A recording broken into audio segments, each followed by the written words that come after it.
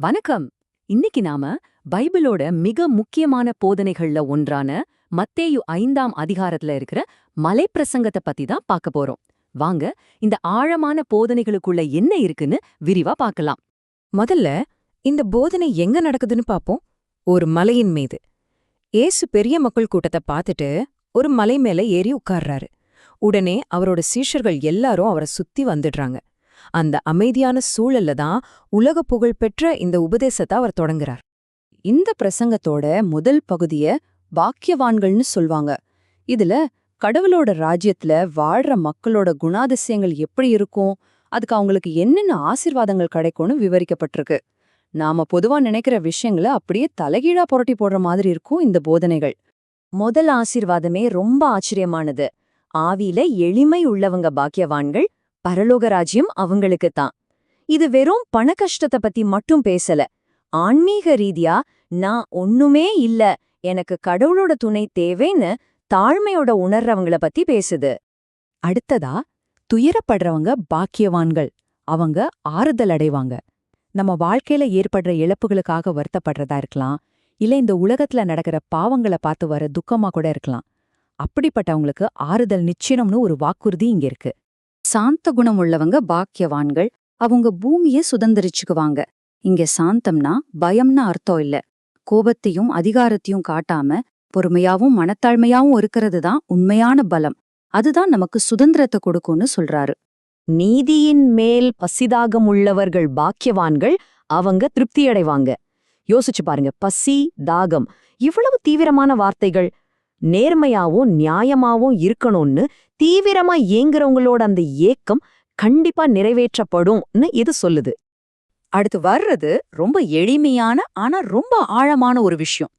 இரக்கம் உள்ளவங்க பாக்கியவான்கள், அவங்க இரக்கம் பெறுவாங்க. அதாவது நாம மத்தவங்களுக்கு எவ்வளவு இரக்கத்தை காட்டுறோமோ அதே அளவு இரக்கம் நமக்கும் திரும்ப கிடைக்கும். இது ஒரு வட்டம் மாதிரி. இருதயத்தில் சுத்தமுள்ளவங்க பாக்கியவான்கள், அவங்க தேவனை தரிசிப்பாங்க. இங்க வெளிவேஷத்துக்கோ மத்தவங்க முன்னாடி நல்ல பேர் வாங்குறதுக்கோ இடமே இல்ல. நம்ம உள்மனசு எவ்வளவு சுத்தமா இருக்கு, நம்ம நோக்கங்கள் எவ்வளவு உண்மையா இருக்குங்கிறது தான் ரொம்ப முக்கியம். சமாதானம் பண்ணுகிறவர்கள் பாக்கியவான்கள், அவங்க தேவனுடைய புத்திரர் எனப்படுவாங்க. வெறுமனே சமாதானத்தை விரும்புறவங்கள மட்டும் இல்ல, எங்க பிரச்சனைனாலும் அங்க போய் சமாதானத்தை உருவாக்க முயற்சி பண்றவங்களுக்கு இந்த ஆசீர்வாதம். பாக்கியவான்கள் பட்டியலோட கடைசி வரி ரொம்ப சக்தி வாய்ந்த ஒரு சிந்தனை.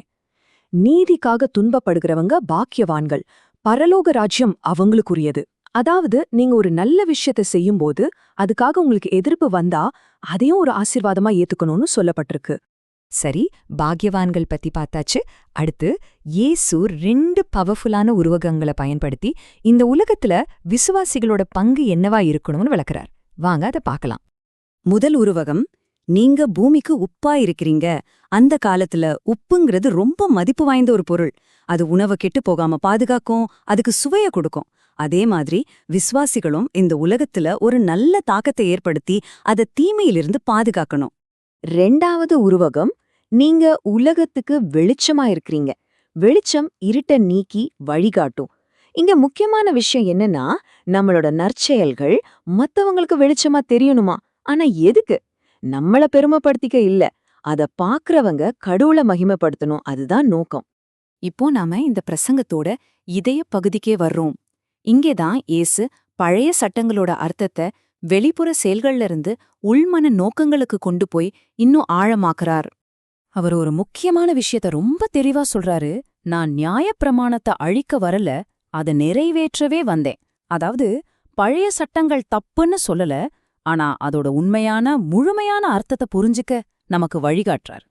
இதுக்கு ஒரு அருமையான உதாரணம், கொலை பத்தின சட்டம். பழைய சட்டம் என்ன சொல்லுச்சு?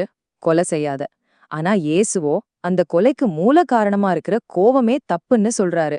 ஒருத்தர் மேல காரணமே இல்லாம கோவப்பட்டாலே அதுவும் தீர்ப்புக்கேற்ற குற்றம்ங்கிறாரு. பாத்தீங்களா, செயல் மட்டுமில்ல, எண்ணமும் இங்கே முக்கியம். அதே மாதிரிதான் இதுவும். விபச்சாரம் செய்யாதேங்கிறது ஒரு வெளிப்புற கட்டுப்பாடு. ஆனா இயேசு இன்னும் ஒரு படி மேல போய் இச்சையோட ஒரு பெண்ணை பார்த்தாலே மனசளவுல அந்த தப்ப செஞ்சிட்டதா அர்த்தம்னு சொல்றாரு. சட்டத்தோட நோக்கத்தை இருதயத்தோட நிலைக்கு கொண்டு வர்றாரு. இப்போ நம்ம இந்த பிரசங்கத்தோட ரொம்பவே புரட்சிகரமான சவாலான ஒரு பகுதிக்கு வந்திருக்கோம். அதாவது நமக்கு வர்ற எதிர்ப்புகளையும் அநீதிகளையும் எப்படி சந்திக்கணுங்கிற போதனைகள். பழிக்கு பழிங்கிற உலக நியதிக்கு பதிலா இயேசு சில ஆச்சரியமான வழிகளை சொல்றாரு. ஒருத்தன் ஒரு கன்னத்துல அரைஞ்சா மறு கன்னத்தையும் காட்டுங்க, ஷட்டைய கேட்டா மேலிங்கியும் சேர்த்து கொடுங்க, 1 மைல் தூரம் வர சொல்லி கட்டாயப்படுத்தினா 2 மைல் தூரம் போங்க. இது அடிபணியறதில்ல, தீமைய நன்மையால ஜெயிக்கிற ஒரு யுக்தி. இந்த போதனையோட உச்சகட்டமே இதுதான் சொல்லலாம். உங்க சத்துருக்களை சிநேகியுங்கள், உங்களை துன்பப்படுத்துகிறவர்களுக்காக ஜெபம் பண்ணுங்க. எதிரிகளை சும்மா சகிச்சுக்கிட்டா மட்டும் போதாது, அவங்க மேல அன்பு காட்டி அவங்களுக்காக ஜெபிக்கணும்னு ஒரு பெரிய அழைப்பு இங்க இருக்கு. அப்போ சுருக்கமா சொல்லணும்னா, இந்த அதிகாரத்திலிருந்து நாம எடுத்துக்க வேண்டிய முக்கியமான விஷயங்கள் என்னன்னா, நம்ம இருதயம் சுத்தமா இருக்கணும், எதிரிகளையும் நேசிக்க கத்துக்கணும், கடவுளோட வார்த்தைய மதிக்கணும், நம்ம வாழ்க்கை மத்தவங்களுக்கு ஒரு வெளிச்சமா இருக்கணும். இந்த பிரசங்கத்தோட இறுதியில ஒரு மிகப்பெரிய இலக்கை நம்ம முன்னாடி வைக்கிறாரு இயேசு. பரலோக பிதா பூரணராயிருக்கிறது போல் நீங்களும் பூரணராயிருங்கள். இது ஒரு சாதாரணமான அழைப்பில்ல. இந்த மலைப்பிரசங்கத்துல சொல்லப்பட்ட உயர்ந்த வாழ்க்கை முறைக்கு ஒரு முழுமையான அர்ப்பணிப்புக்கான அழைப்பு இது. இறுதியா உங்க சிந்தனைக்கு ஒரு கேள்வியோட இந்த பகுதியை முடிக்கலாம். பரலோக பிதா பரிபூர்ணரா இருக்கிற மாதிரி மனுஷங்களான நம்மளாலையும் பரிபூர்ணரா இருக்க முடியுமா? இந்த பெரிய சவாலை பத்தி நீங்க என்ன நினைக்கிறீங்க? யோசிச்சு பாருங்க.